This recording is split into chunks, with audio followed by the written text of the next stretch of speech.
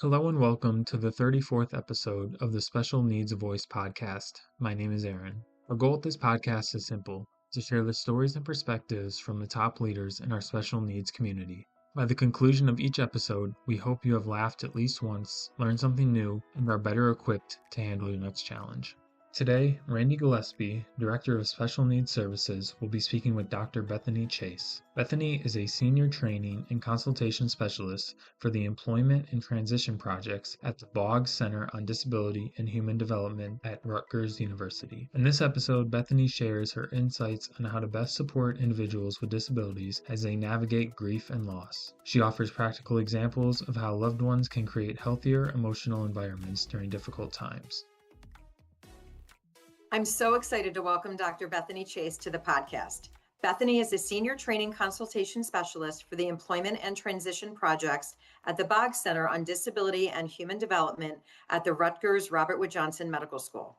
She provides training, consultation, and education to professionals, advocates, and families on best practices regarding supportive employment, meaningful days, and transition to adulthood. She is also a nationally recognized expert in grief and bereavement with a particular focus on the unique ways individuals with disabilities and their families experience loss. Her research, clinical work, and advocacy have brought much needed light to a topic that is very overlooked. I'm personally and professionally really excited for this topic, and I just want to thank you so much for joining us.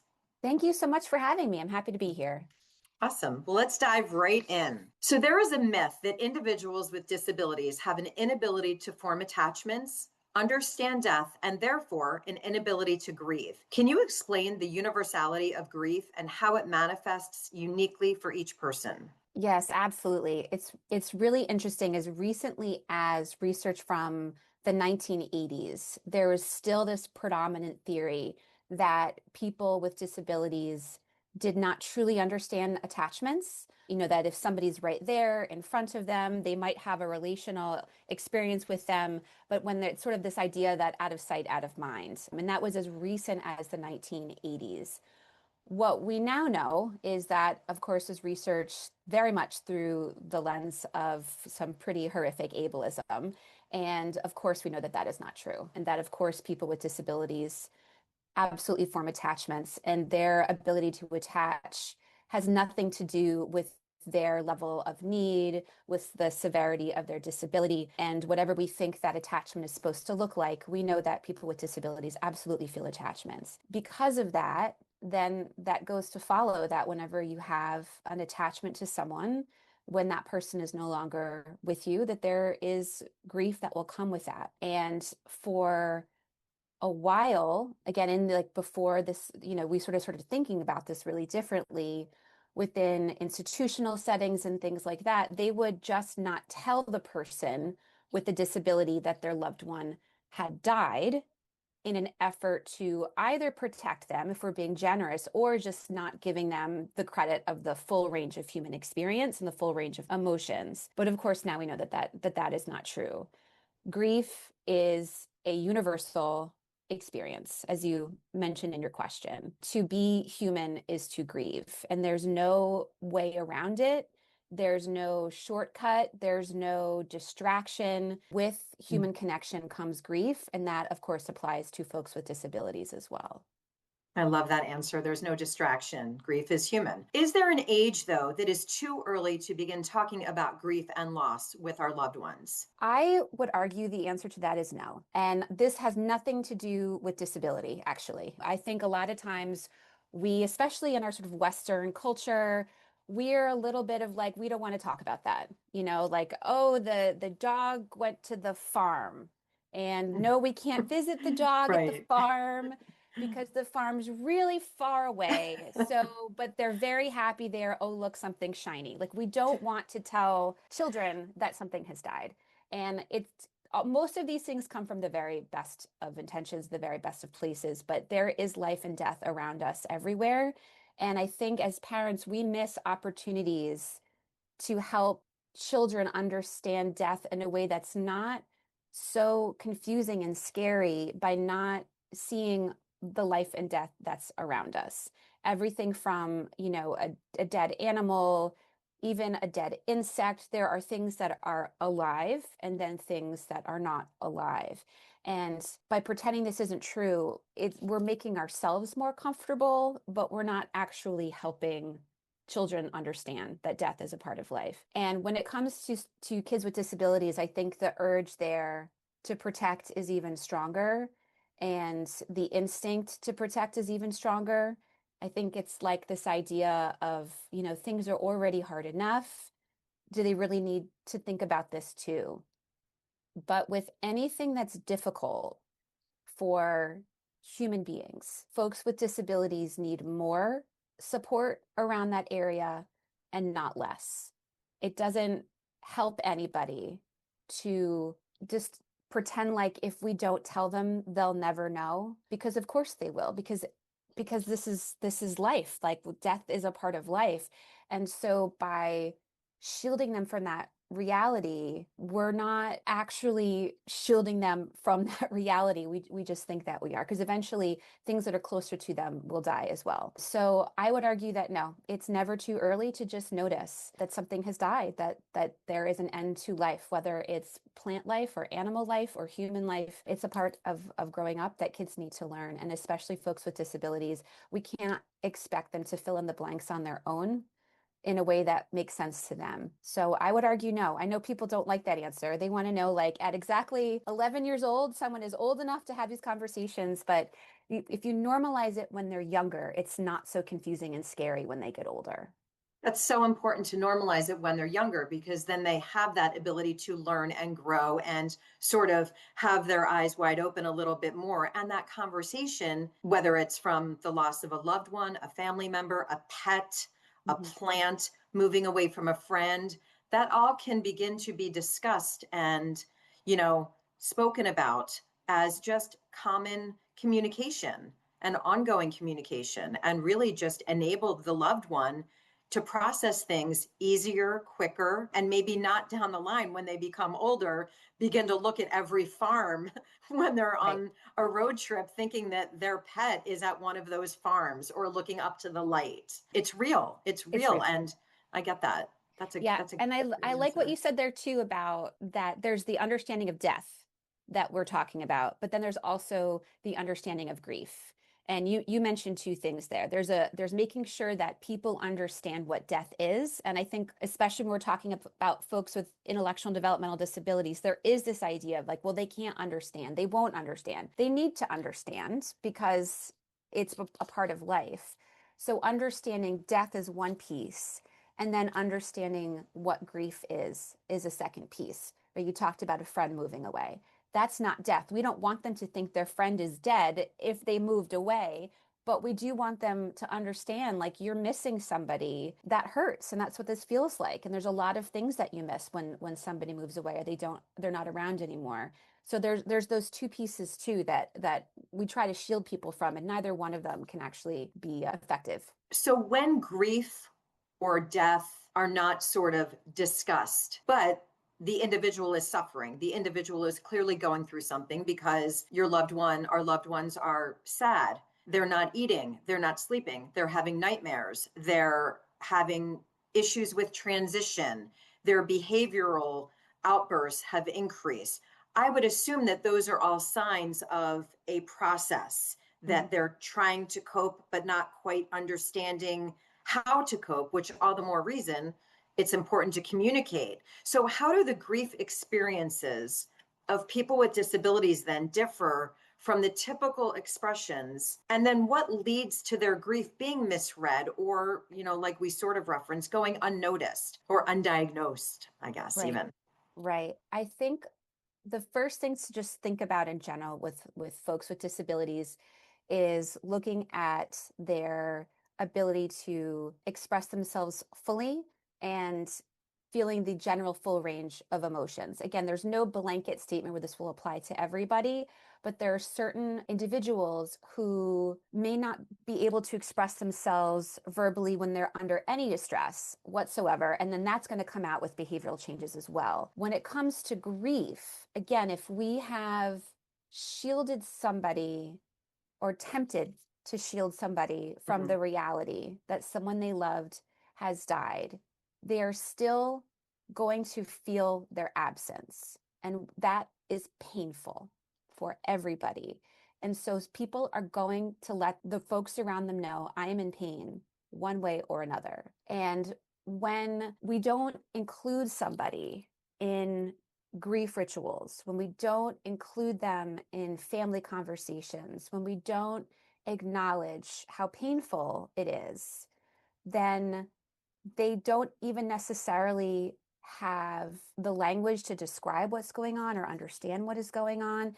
And it becomes this like, oh, well, don't tell so and so that they are feeling left out and they're feeling not included and they're feeling dismissed with their experiences. There's a particular kind of grief that describes this experience. It's called disenfranchised grief.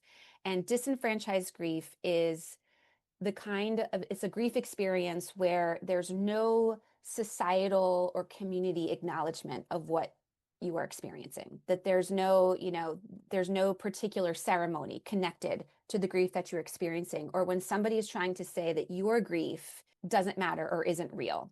So a example of disenfranchised grief could be if somebody had an extremely contentious divorce, these two people cannot stand one another, and their ex dies. People don't rush to the living person with the potlucks and the gathering and this, like, it's sort of like, oh, good riddance kind of thing, but no, there's a history there, and grief will still occur, right? Like, losses demand to be grieved. There's no way around it. So that's a more typical example of disenfranchised grief. And it's often used in the disability literature because, again, of our reluctance to fully include, fully acknowledge the full range of emotions that people with disabilities have. And we are worried about upsetting them, so we don't fully include them in the grief rituals of the family. And so what we often will see are people expressing intense emotions in ways that others dismiss as behavior problems or regressions, or, that someone needs a new behavior plan because they can't Right. possibly be grieving. They don't understand, right? We told them that their dog's at the farm. They don't understand what's happening. So now they have a behavior problem, which goes even further to just pathologize, again, what is a human experience, which is grief. So one of the things I really want to stress is, again, you can't sidestep grief. You can't do it. You can't sidestep grief. You might postpone it. You might distract from yourself from it, but grief is going to, like, mourning will happen. When someone dies, you're going to grieve. And if we don't support folks with disabilities in the process of grief, they're still grieving anyway. And then we're sort of adding insult to injury by doing Yeah. what is called diagnostic overshadowing, where we just assume everything that we're seeing is because they have a disability, and not like, oh, Yeah. look at that person in pain. Let's support that person with their emotional pain. It's like, let's give them another star chart. A star chart has never helped anybody who has lost someone they love. That is so true. I love that diagnostic overshadowing. That is so accurate. So you mentioned rituals, inclusion, opportunities. I assume that those are some specific concrete ways that we as a community, a society, family members, friends can show up and really support our individuals when they are dealing with a loss. What are some other concrete examples? And again, with these examples, can they be used with family and, say, with teachers and educators? Because so often our loved ones are in school or in the education with educators, and a lot of these behaviors, quote unquote, show up there. And we all know that collaboration between family and the school is so critical in maintaining a level of, continuity and care. But is this something that can also be communicated to educators along with family members, sort Yeah, of at the same time? absolutely. And I work a lot with adults and adult providers and residential homes and group homes and things like that. And folks from the professional world absolutely can be helpful.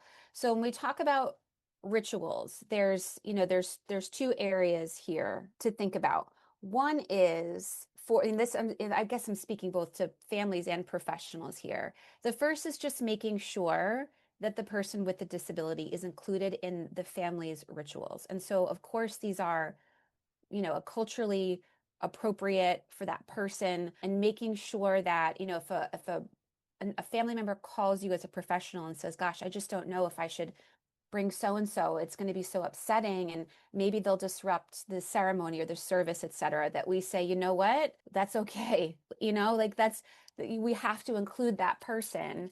If they get upset, well, this is upsetting. So it's ensuring that they are included in the family's rituals, whatever those might be, just that they're not excluded. And as a professional, if a parent calls you and says, gosh, I don't know what to do here, I'm not sure if I should include them, is this going to make it harder for them, just to respond by saying, yes, like let's talk about all the ways that you can support this person to be involved. And there's lots of different ways that folks can be involved in those more traditional rituals. If a death is expected, sometimes we know a death is coming, it's really helpful to be proactive and explaining to the person what's going on, what to expect, continuing to explain what it will mean when the person dies, if there's going to be any kind of religious service or anything like that, if possible, to go to the place where the service is going to happen and talk about what to expect. It's very helpful here to engage with the person's full circle of support, so that it's not on just a one primary caregiver, especially if that one primary caregiver is also, managing all of everything going on with if someone's expected to die or is grieving themselves.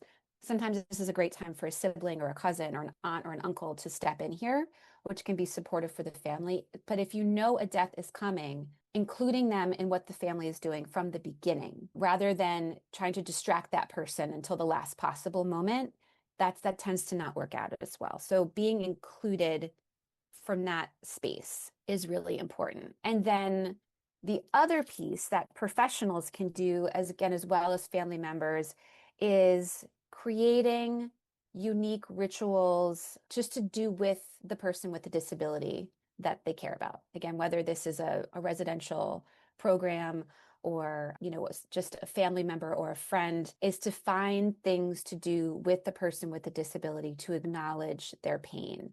And I think that, so much of this is applicable to anybody. I think these are really great tips to use with anybody. So often we don't know what to do when someone that we care about is in pain. So these are great tips in general. But what I love about finding specific rituals is that it gives people something tangible to do, especially if somebody with a disability is not very verbal or doesn't express themselves verbally.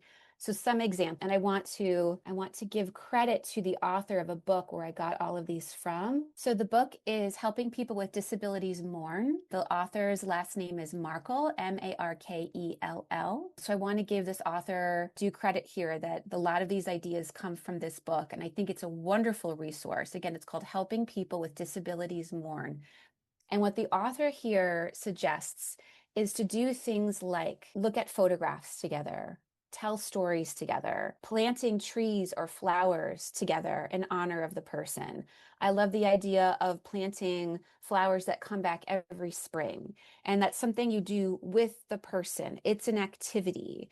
And while you're planting the flowers, you can talk about the person. You can talk about how they're feeling. And then every spring, the daffodils come up. We go outside and we think about the person that has died, that they miss, and that, it's a chance to connect. Drawing pictures can often be great, or art in general. Again, it's a nonverbal way of expressing yourself, and not just saying, hey, here's a piece of paper, why don't you draw a picture about your feelings, but doing something with somebody. Like, what colors make you think of this person? What was their favorite color? What textures do you think that they like? And that's also can be very soothing. One of my favorite suggestions is making a stone garden. And I love this one, which is where when somebody is just feeling grief, and again, it's not like this ever has an endpoint, right? It's not like, oh, we're sad with the person for a week or two and then we get on with it. So Right. grief never goes away. It's intense. It comes, it goes. Birthdays, holidays, seasons. It's always with us, right? We move forward with it, and sometimes it's going to get kicked up, right? So you can, when things get kicked up, you can go for a walk with a person, find a stone, paint the stone. It could be a memory that you have with that person. I remember going to the beach with my mom, And so I'm going to paint this rock, gray and blue like the sea, and I'm putting it in my stone garden. And over time, you can make a pattern with the stones. You can make a heart with the stones. You can make a path with the stones. And it's something to do, and it's a place to go where this is your place to go and be with the person. And I think this idea of having a activity, I think people find really helpful because it's something concrete. Like you can take this, you can do this project, and while you're having this activity with them, you can have a conversation with them. But there, again, I recommend this book to anybody who is going through this right now because there's a lot more suggestions. But those are some of, I think, my favorite ideas. I love the suggestions, and personally, I love the concreteness of some of those. My daughter is 21 and she has Down syndrome. Recently, she had suffered a little bit of a loss, not a little bit. She suffered a loss. And what she does when she is sad or grieving about anything is she tends to write. Mm-hmm. She journals, but it's constant. Mm-hmm. It's repetition. It's the same words. They are the same words over and over again.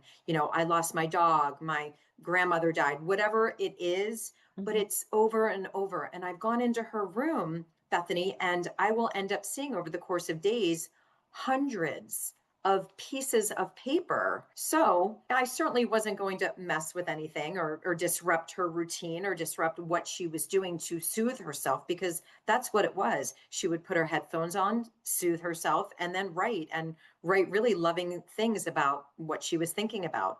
So I took those items and I put them inside a photo album. I couldn't necessarily organize them into, when they all started, but I just put them in something tangible that she could open so that she wouldn't have to siphon through and look through things. But I think she sort of likes the idea of opening something and seeing her creation. And so I think that just emphasizes what these young adults and individuals with disabilities can really learn from is, taking the time to grieve, taking the time to soothe themselves, and to just sort of let them be, but keeping them included. And I love all of those tips. And I especially love the one because that's what I used on my daughter and it works.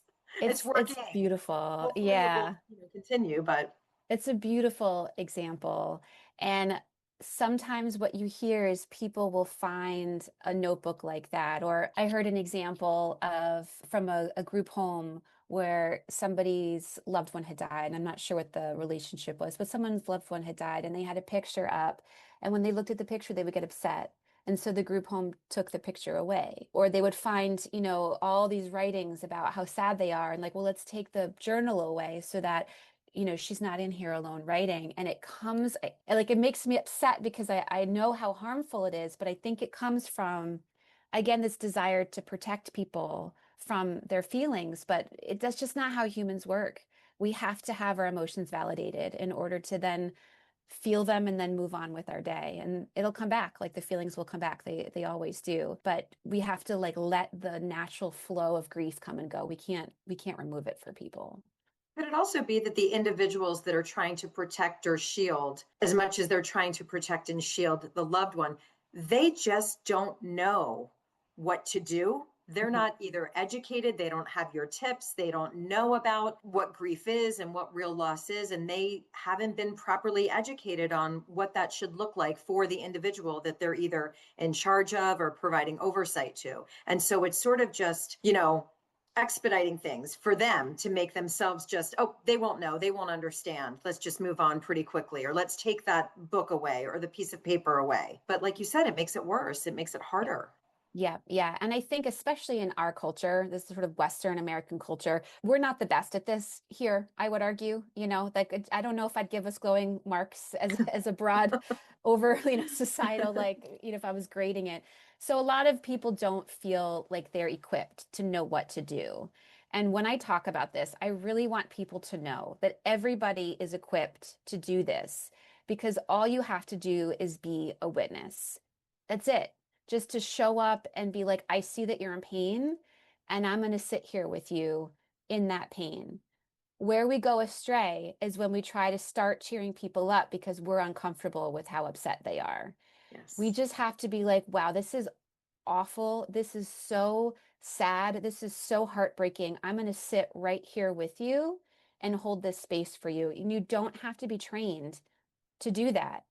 We have to resist the temptation to try to make people feel better. At least, saying things like, well, at least you have, another grandparent. At least we can get another dog. At least they didn't suffer. Like, these things are not helpful to people. They're not helpful. Just to be like, this is awful. You are so sad. I see that you're sad, and I'm right here. And everybody can do that. Dr. Bethany Chase, thank you, thank you, thank you. This has been so wonderful, so helpful. And I really hope after listening to this podcast, people just show up and just listen to their loved one. Thank you for this. I really appreciate it. Thank you so much. It was my pleasure. Thank you for listening. Please refer to the show notes on how to connect with Bethany. If you would like to suggest a guest for a future podcast, please email me at aaron@oakwealth.com. See you next time.